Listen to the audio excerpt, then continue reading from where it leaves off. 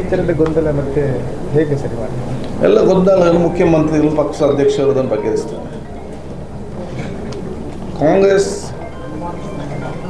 ನಾಯಕರಿಗೆ ಒಂದು ಅನುಭವ, ಕಾಂಗ್ರೆಸ್ ನಾಯಕರಿರುವಂಥ ನಾಯಕತ್ವದೊಂದು ಶಕ್ತಿ ಮತ್ತು ಸಮಸ್ಯೆ ಹೇಗೆ ಬಗೆಹರಿಸಬೇಕಂತೇಳಿರುವಂಥ ಒಂದು ಜಾಣತನ ಬಹುಶಃ ಈಗಾಗಲೇ ನಾವು ದೇಶ ಜನರಿಗೆ ಅವೆಲ್ಲ ತೋರಿಸಿಕೊಟ್ಟಿದ್ದಾರೆ. ಈ ಸಮಸ್ಯೆಯನ್ನು ಕೂಡ ಬಗೆಹರಿಸ್ತಾರೆ, ಏನು ಟೆನ್ಷನ್ ಇಲ್ಲ. ಯಾಕಂದರೆ ಯಾವಾಗ ಹೊಸ ಸಂಪುಟ ರಚನೆ ಆಯಿತು ಅದರ ನಂತರ ಈ ಗೊಂದಲಗಳು ಒಂದಿಲ್ಲೇ ಆರಂಭ ಆಗ್ತಾಯಿದೆ. ಮತ್ತು ಇನ್ನೊಂದು, ಬೇರೆಯವರಿಗೆ ಕೊಟ್ಟಿಲ್ಲ ಅನ್ನುವ ಅಸಮಾಧಾನ ಕೂಡ ಮುಗಿಲು ಹೇಳ್ತಾ ಇದೆ. ಕೆಲವರು ಪ್ರೊಟೆಸ್ಟ್ ಎಲ್ಲ ಮಾಡಿದ್ದಾರೆ. ನೋಡಿ, ರಾಜಕೀಯ ವ್ಯವಸ್ಥೆಯಲ್ಲಿ ಇದೆಲ್ಲ ಸ್ವಾಭಾವಿಕ. ಇದರಲ್ಲಿ ಎಲ್ಲವೂ ಕೂಡ ಪಕ್ಷ ಮತ್ತು ಸರ್ಕಾರ ಇದೆಲ್ಲವೂ ಕೂಡ ಬಗೆಹರಿಸ್ತದೆ.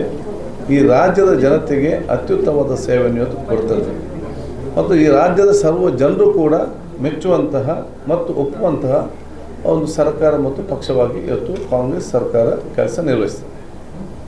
ಎರಡನೇ ಹಂತದ ಸಂಪುಟ ವಿಸ್ತರಣೆ ಸಂದರ್ಭದಲ್ಲಿ ಇನ್ನೂ ದೊಡ್ಡ ಸ್ಫೋಟ ಆಗ್ಬೋದು. ಯಾವುದು? ಎರಡನೇ ವಿಸ್ತರಣೆ ಸಂಪುಟ ವಿಸ್ತರಣೆ ಸಂದರ್ಭದಲ್ಲಿ ಆಕಾಂಕ್ಷಿಗಳು ತುಂಬ ಇದ್ದಾರೆ, ಹಳಬರಿದ್ದಾರೆ, ಹೊಸಬರಿದ್ದಾರೆ, ನಮಗೆ ಸಿಗಲಿಲ್ಲ ಅಂತ 3 ವರ್ಷದಿಂದ ಕಾಯ್ತಾ ಇದ್ದವರಿದ್ದಾರೆ. ಹೇಗೆ ಅದನ್ನು ನಿಭಾಯಿಸ್ಬೋದು? ಆ ಸಮಸ್ಯೆ ಬಂದಾಗ ಅದನ್ನು ನಿಭಾಯಿಸಿ ತೋರಿಸ್ತಾರೆ ಕಾಂಗ್ರೆಸ್, ಅದನ್ನು ಹೇಗೆ ನಿಭಾಯಿಸ್ತೇವೆ ಅಂತ. ಸೊ ಎಲ್ಲರೂ ಕೂಡ ವಿಶ್ವಾಸಕ್ಕೆ ತಗೊಂಡು ಒಗ್ಗಟ್ಟಿನಿಂದ ಯಾವುದೇ ಒಂದು ಸಮಸ್ಯೆ ಇಲ್ಲದ ರೀತಿಯಲ್ಲಿ ಬಹುಶಃ ಇವತ್ತು ಸರ್ಕಾರ ರಚಿಸಿಕೊಂಡು ಎಲ್ಲರ ಸಹಕಾರ ಪಡೆದುಕೊಂಡು ಸರ್ಕಾರ ಯೋಜನೆಗಳನ್ನು ತಮ್ಮ ಪಕ್ಷದ ಕಾರ್ಯಕರ್ತರ ಮುಖಾಂತರ ಮತ್ತು ಅಧಿಕಾರಿಗಳ ಮುಖಾಂತರ ಜನರ ಕಾಲಬೇಡಕ್ಕೆ ನಾವು ಮುಟ್ಟಿಸ್ತೇವೆ.